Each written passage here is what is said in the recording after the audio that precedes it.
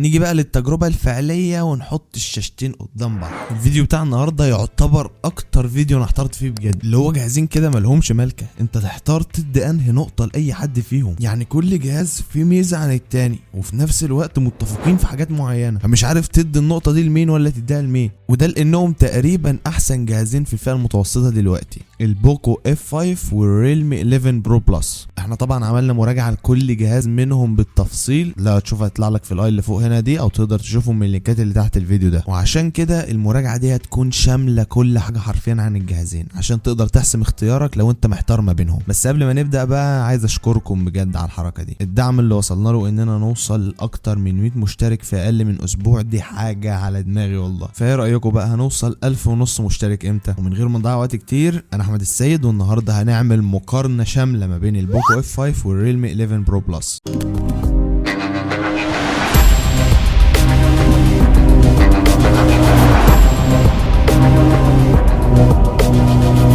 خلينا اول ما نبدا كده نبدا على طول بالشاشات، ونبدا بشاشه البوكو F5. وزي ما احنا عارفين شاشه البوكو F5 جايه من نوع اموليد، بتدعم 68 مليار لون، وضع اتش دار 10 بلس، 120 هرتز، واخرها 1000 شمعه. طبعا الشاشه جايه بحجم 6.67 انش، 395 بكسل لكل انش برضه، وبتستحوذ على الواجهه الاماميه للجهاز بنسبه 88.9%، وعليها طبقه حمايه من نوع كورنينج جوريلا جلاس الجيل الخامس. تعالى هنا بقى على شاشه الريلمي 11 برو بلس، واللي جايه برضو من نوع اموليد بمساحه 6.7 انش، يعني اكبر من شاشه البوكو F5. نوع بحاجات بسيطه يعني مش فرق كبير، بس هي اكبر منه. الفرق هنا كمان ان هي بتدعم مليار لون مش 68 مليار لون، وبتدعم وضع الاتش دار 10 بلس، 120 هرتز برضو، بس سطوعها 950 شمعه، يعني اقل 50 شمعه من شاشه البوكو F5. الشاشه برضو 394 بكسل لكل انش، واستحواذها على الواجهه الاماميه للجهاز بيكون 90.5%، يعني استحواذها على الواجهه الاماميه اعلى من شاشه البوكو F5.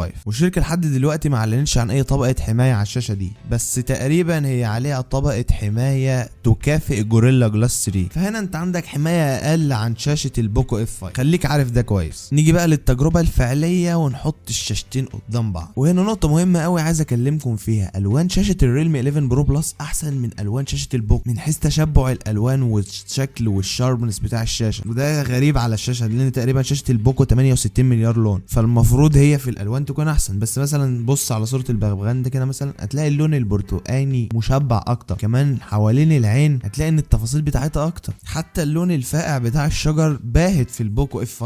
كمان نقطه تانية، لو زي ما قلت لك الفرق ما بين الشاشتين ان شاشه البوكو F5 1000 شمعه، بينما شاشه الريلمي 11 برو بلس 950 شمعه بس. زي ما قلت لك برضو الجهازين فيهم حاجات مختلفه عن حاجات، بس انت حسب ما تستريح لها. وبعدين هنا يا معلم انت هتتدلع في شاشه الريلمي 11 برو بلس، شاشه كيرف كده وهتحب تتفرج على الفيديوهات فيها، فانا عن نفسي هختار شاشه الريلمي 11 برو بلس. وده طبعا ما غيرش في اختيارك انت، لو انت شخص بتحب الشاشات الفلات مش الكيرف شبه الريلمي 11، انت ممكن تختار شاشه البوكو F5 عادي جدا. بس انا زي ما قلت لك فكره الالوان بس. تعالى بقى يا صاحبي كده اما نتكلم عن الديزاين، والصراحه من البدايه كده انا واقع في حب الديزاين بتاع الريلمي 11 برو بلس. ايه يا اخي ده، ايه يا اخي ده، ما هذه الفخامه يا جدع، ايه الحلاوه دي، ايه الطعامه دي، ايه الشياكه دي، ايه الفخامه دي، ايه الرقي ده، ايه العالميه ده، ايه يا جدعان في كده، في كده يا جدعان، انا عمري ما شفت كده. يا اخي اللون الابيض ده فاجر فاجر، بس زي ما احنا عارفين الشكل مش كل حاجه. اي نعم اللون الابيض في البوكو F5 كويس، بس خليني اقول لك نقط تتفوق فيها البوكو عن الريلمي 11. بص يا سيدي، في البوكو انت عندك شهاده مقاومه للبقع الميه IP53،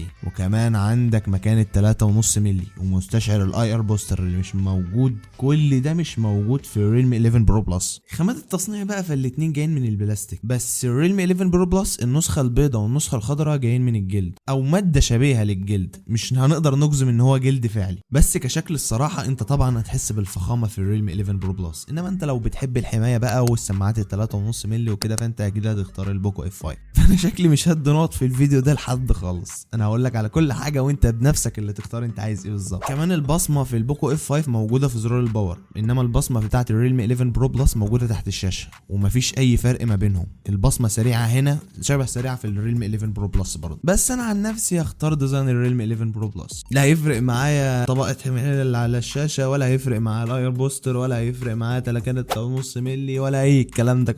انا اختار الشكل. تعالى بقى اما نتكلم عن الاداء، وبالتالي مش هحتاج اتكلم فيه كتير. وش كده بوكو اف 5. انت هنا المعالج اللي في الريلمي 11 برو بلس جايب الدايمنستي 7050، وده تقريبا مفيش في اي تحسين على الدايمنستي 1080. السناب دراجون 778 جي يتفوق عليه اصلا في حاجات بسيطه كده، هو تقريبا في نفس الفئه ما بينه وما بين ال 778 جي، اللي هو نفس المعالج اللي في البوكو اكس 5 برو اللي عملناه في الفيديو اللي فات. المعالج برضو اللي في البوكو اف 5 هو السناب دراجون 7 جين 2. بص يا باشا، انت مش محتاج اتكلم، ده ضعف الاداء بتاع الريلمي 11 برو بلس. برضو في كل السيناريوهات البوكو اف 5 هيكسب الريلمي 11 برو بلس من حيث الاداء. ده ما يمنعش برضو ان احنا نقول ان الجهازين جايين بنظام تشغيل اندرويد 13، بس خليك فاكر ان واجهه ريلمي اسلس من الواجهه بتاعت بوكو، فدي بقى انت حسب مزاجك. لو انت شخص عايز واجهه سلسه وبتاع ومش فارق معاك الاداء قوي هتختار الريلمي 11 برو بلس، انما لو انت جايبه عشان الالعاب فاكيد البوكو يا باشا وش.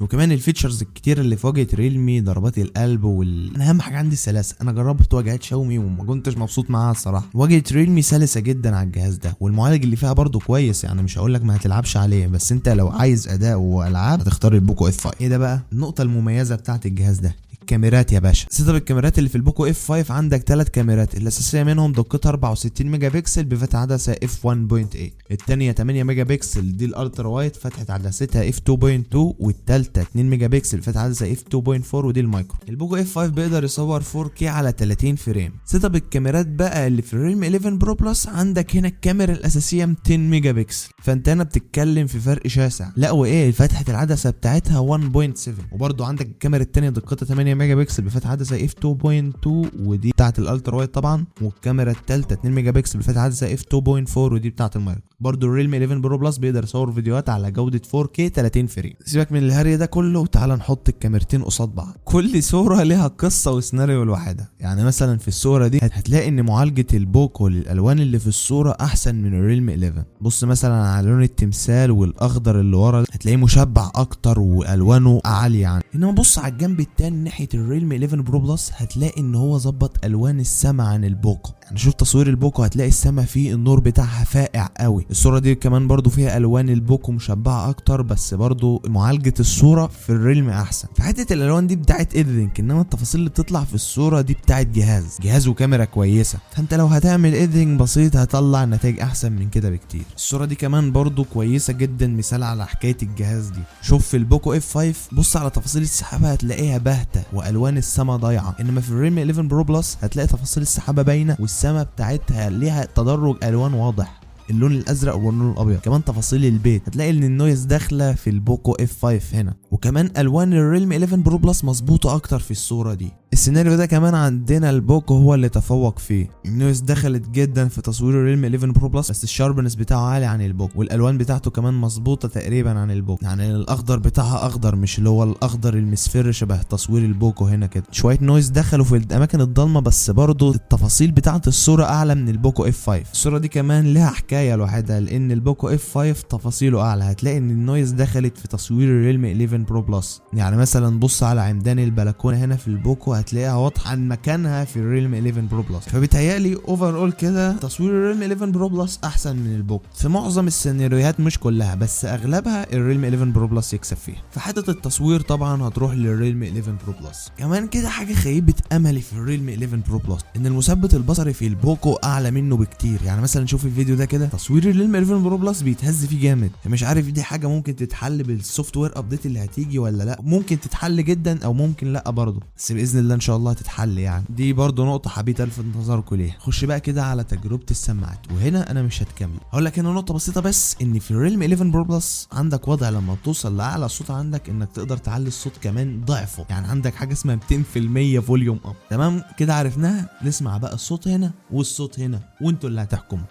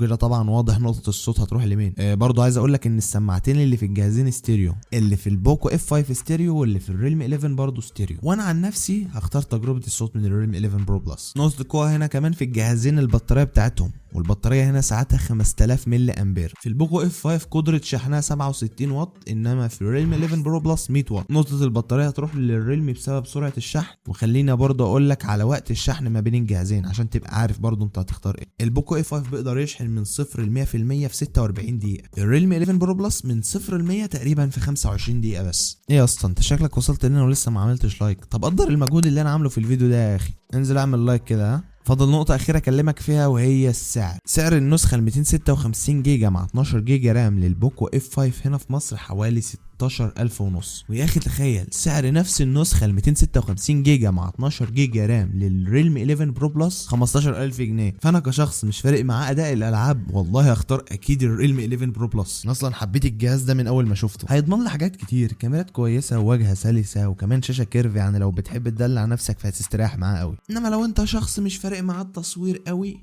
وعايز تلعب وخلاص، خد البوكو اف 5. كمان تجربة الشاشة بتاعته كويسة يعني مش وحشة. بس هنا بقى ما اضمنلكش حكاية سوفت وير شاومي، وهم تقريبا حاولوا يحسنوا الموضوع شوية بس ما اعرفش اذا كان طلع في عيوب لسه ولا لا. برضه عشان اقول لك مفيش حد اشتكى من الموبايل ده لحد دلوقتي. فوالله لو بتفكر في البوكو اف 5 عشان الالعاب ارجحه لك، يعني اختاره اكيد. انما لو انت عايز موبايل عملي وتصوير برضه وهتلعب عليه العاب خفيفة، ارشح لك الريلمي 11 برو بلس وبشدة والله. وبس كده كنا انا خلصت. ما تنسانيش من شير لايك وسبسكرايب، واشوفك الفيديو الجاي بس مش سلام دلوقتي. لو عايز تسال عن اي حاجه اتفضل تحت في الكومنت اسالني وانا هرد عليك، انا بقرا كل التعليقات وبرد عليها. يلا بقى اشوفك الفيديو الجاي، سلام يا صديقي.